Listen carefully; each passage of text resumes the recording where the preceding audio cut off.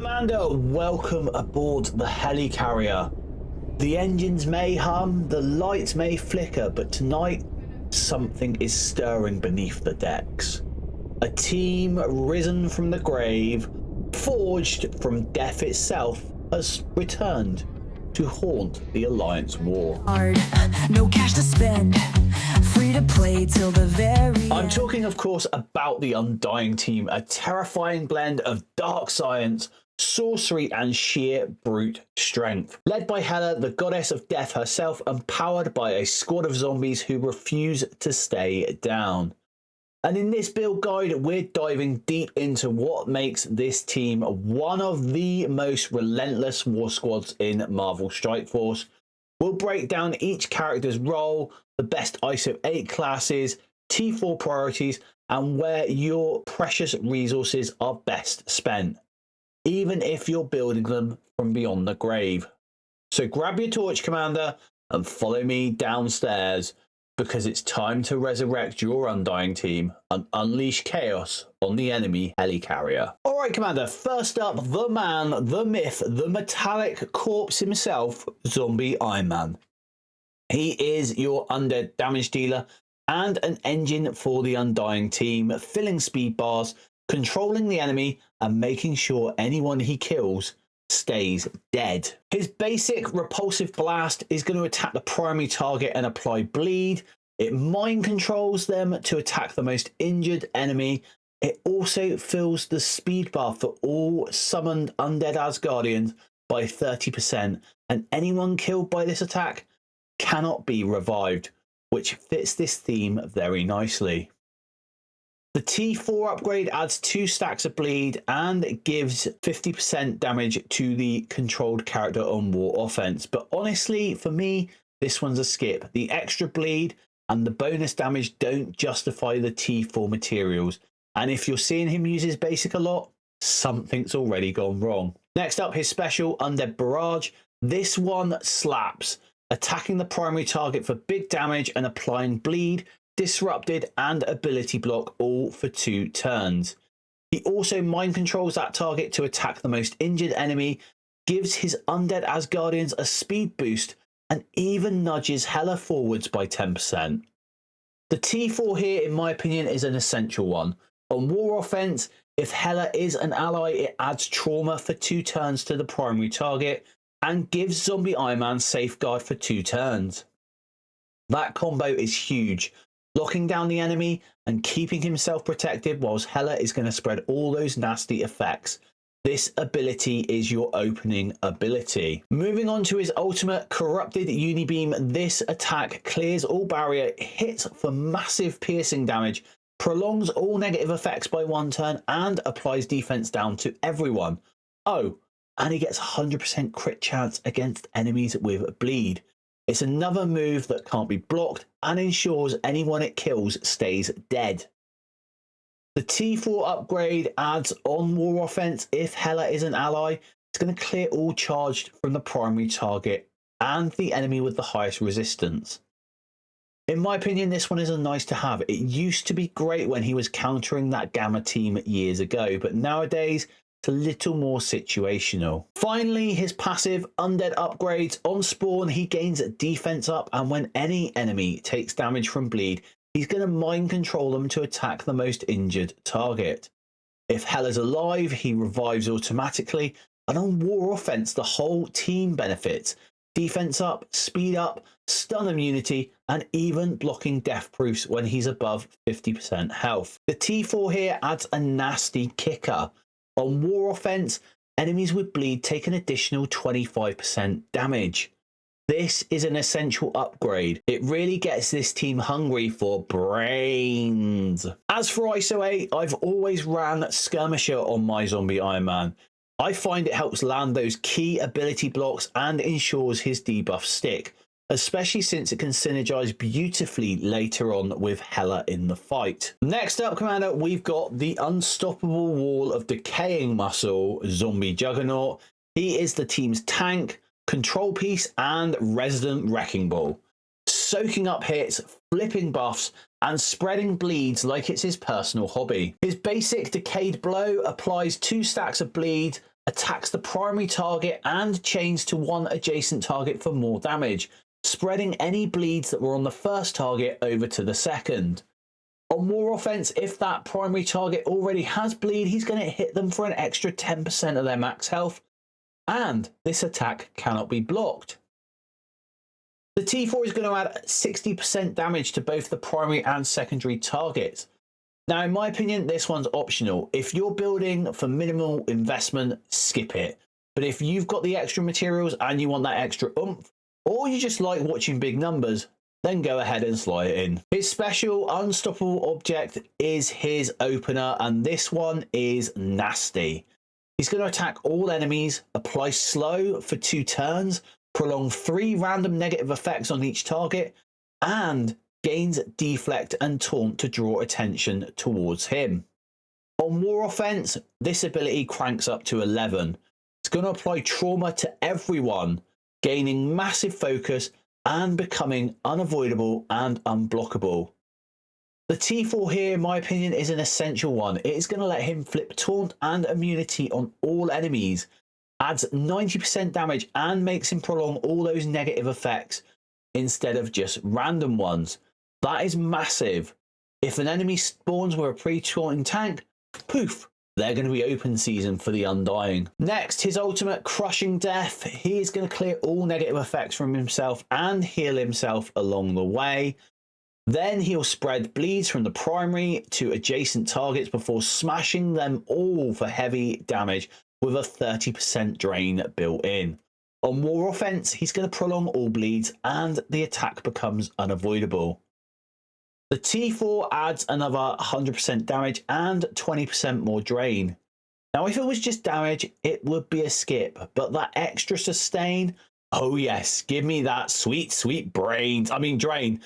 This one is a high value T4. And finally, his passive, Undead Momentum. And this thing is loaded. He starts every fight with Taunt, gains speed bar when attacked while he is charged, revives himself if he dies with enough stacks of charge, and shrugs off enemy stuns completely. He boosts resistance for the whole team, adds bonus damage per charge stack, and denies enemy speed up while he's above 50%. The T4 on this one is going to take it even further, granting an extra 40% resistance to the entire Undying team, and on war offense, lowering the enemy resistance by 75% if he's above 50% health. That is essential, Commander. This team thrives on stacking debuffs, especially bleeds, and the lower the enemy's resistance, the more reliable those effects land. For ISO 8, it really depends on your Zombie Juggernaut's stars. If you're working with a lower starred version, I would go with Fortifier. That extra barrier will help him soak up damage and hold the line while the rest of the Undying team does their thing. But once you've got him up to around 5 yellow and 5 red stars or higher, it's time to swap to Striker. Those bleeds he spreads around become even nastier, and the extra punch from that Striker makes every hit and every bleed tick feel like a gravestone landing on your opponent. Next up, the cursed conduit of chaos herself, Zombie Scarlet Witch. She is the team's arcane support, flipping buffs, spreading debuffs, and keeping your undead allies pulsing with dark energy. Her basic Necro Bolt is going to hit the primary and adjacent targets for solid damage while applying heal block for 2 turns. And on war offense, it's unavoidable and cannot be blocked, making it great for shutting down those pesky, dodgy, or heavy block teams. The T4 adds 60% damage, and if she's not at full enemy, it's also going to apply bleed to the primary target and call a random zombie Iron Man or zombie Juggernaut in to assist. This one is a high value T4. That assist cool can swing momentum fast, and honestly, for me, this ends up being her opening move more often than I use her special. Speaking of her special, Wretched Reality, this is going to start by attacking the primary target and applying Disrupted and Bleeds, and then splashes damage and bleed to the entire enemy team. It is also going to grant Safeguard to all allies And on War Offense, immunity for 2 turns as well. That is pretty strong. The T4 adds 70% damage and extends that immunity duration. For me, it's a nice to have T4. The extra turn of immunity is nice protection, but it's not game changing. If you're a bit tight on T4 mats, this is one that can wait until you've handled the more essential upgrades. Now, this is where things get beautifully messy. Her ultimate, Chaos Unleashed. Clears all barrier, flips 3 random positive effects on each enemy into negatives, then hits everyone for big piercing damage, ignoring defense up, and is going to prolong 3 random buffs by 1 turn. With the T4 though, it becomes pure carnage. It upgrades to flip all positive effects and prolong all negative effects on each enemy. That's a high value T4, no questions asked. You'll see entire teams crumble under the weight of their own debuffs after she drops this. Her passive, Power of the Damned, brings all that chaos together. She starts the fight with barrier, and on her turn, if she doesn't have exhausted, she's going to flip 2 bleeds on herself and all Undying allies, turning them into heals. If Zombie Juggernaut dies, she can even summon a new one, complete with Taunt, once per match. And on War Offense, it gets even stronger. She's going to give the whole team barrier. She will spawn the summoned Juggernaut with charged and protecting the Undying from trauma and speed bar manipulation as long as she is above 50% health. The T4 upgrades that bleed flip to flipping all bleeds on the team into regenerations, which makes her an absolute menace against those bleed heavy teams. I'm looking at you, the likes of Mercs for money. This is another high value T4 commander. You will really want it. Now for ISO 8, I recommend Raider. She is consistently hitting multiple targets. Her special and ultimate both hit everyone, and her basic is going to splash damage to adjacents. So Raider lets her take full advantage of that AoE. It's going to amp up her crit chance and crit damage, letting her and the team feed off those Crimson Chaos explosions. Alright Commander, next up is the newest recruit to the Undead ranks, and this one's a little bit special. Zombie Kestrel is a fan-voted horror show, the zombified version of one of Marvel Strike Force's own original heroes. She's not even released yet, but we're expecting her to swoop in just in time for Halloween week. And even though most of us free-to-play commanders will only unlock her at low stars, trust me, she's still going to bring some serious bite to the Undying team. Her basic Burial Ace is going to hit the primary target and chain to an adjacent enemy, both strikes dealing good damage and applying 2 bleeds each. The T4 on this will add 60% damage to both targets, and on War Offense prolongs all the bleeds up to 3 turns.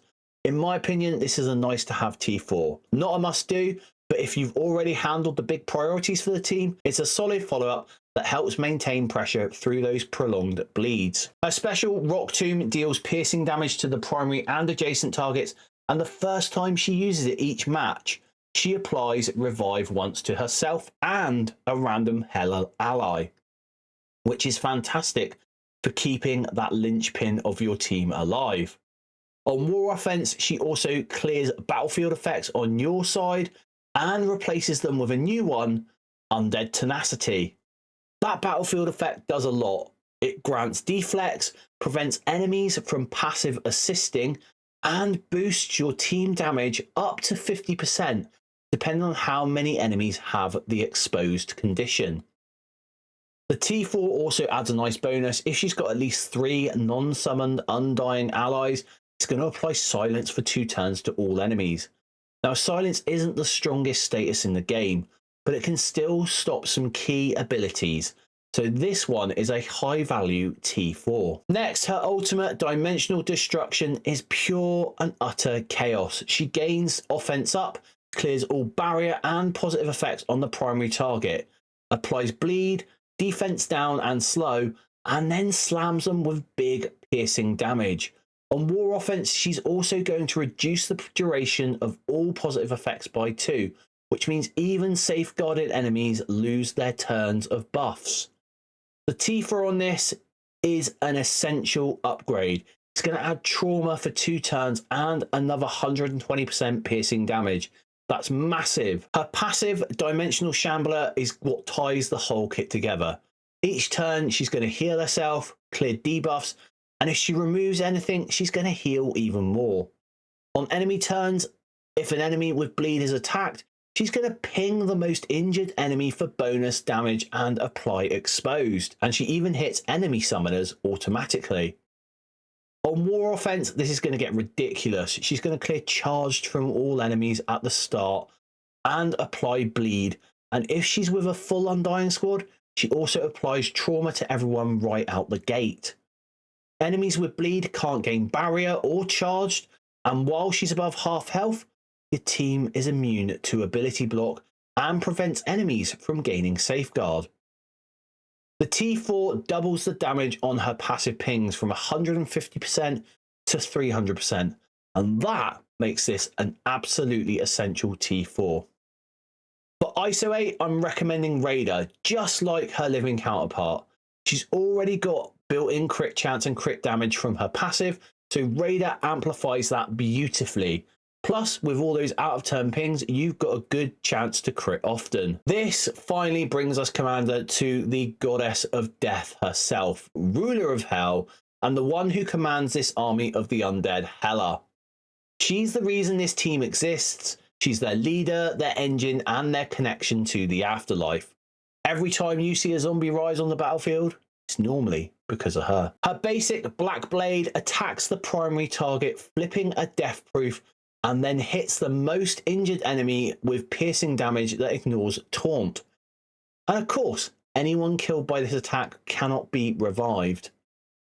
The T4 on this adds more damage, a bit more piercing, and even applies bleed to that injured enemy, but honestly, this is a skippable upgrade.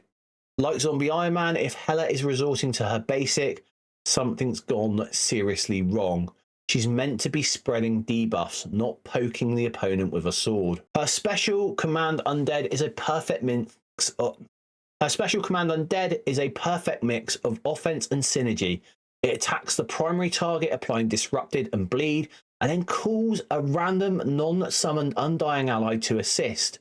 Plus, she gets an extra assist from the summoned Undead Asgardian. The T4 for this one adds more damage, increases the disruption for 2 turns, and adds another bleed. It is a nice to have T4, borderline high value. The longer disrupted helps control the flow of the fight, but it's not essential compared to what comes next. Now here's the real showstopper, her ultimate, Death Knives. This ability is going to clear death proof from all enemies, then attack everyone for solid damage and spreads 4 negative effects from the primary target to everyone else. She's also then going to apply regeneration to herself and all non-summoned Asgardian and Undead allies. And on war offense, it's unavoidable, so no one's escaping her reach. The T4 for this is essential. It makes her clear all barrier from enemies, and if Zombie Iron Man is on the field, she's going to spread all those negative effects, not just 4. That's huge, Commander. This is her opening ability. It's what sets the entire team up for success. You start with Zombie Iron Man locking down the field, and then Hela spreads every filthy condition he just placed. Now let's talk about the real reason why Hela is the heart of this team, her passive, Goddess of Death. On spawn, she immediately summons an Undead Asgardian, affectionately known in the community and in the game files as Greg. If Zombie Kestrel is an ally, she summons an additional Greg and gives all Undead Asgardian taunt. If Zombie Iron Man or Zombie Juggernaut is an ally, she gains stealth to stay protected behind that zombie wall. And whenever an Undead Asgardian dies, she instantly summons another one and gains death proof up to 3 times. This also heals her every turn, scaled healing based on her team composition, and in war she powers up the entire Undying roster with 25% extra damage. The T4 in this is essential, adding a powerful emergency summon when she drops below 50% health. If Zombie Iron Man's alive, she'll summon another Undead Asgardian and give taunt to them all. This is going to pull aggro away from her at a critical moment. That combination of sustain, protection, and the death trigger synergy is what makes her so oppressive in war. The longer the fight goes on, the stronger Hela and her undead army become. Now let's talk about the unsung hero of this team, Greg, the undead Asgardian. These little monsters are more than cannon fodder. They are part of the engine that makes the Undying Team hum. Greg's Dark Sacrifice is going to hit the primary target for 400% piercing and apply bleed and heal block. And if Zombie Iron Man is present, it will also clear revive once from the target, which is huge in the current meta. After attacking, Greg will then sacrifice himself, dealing damage.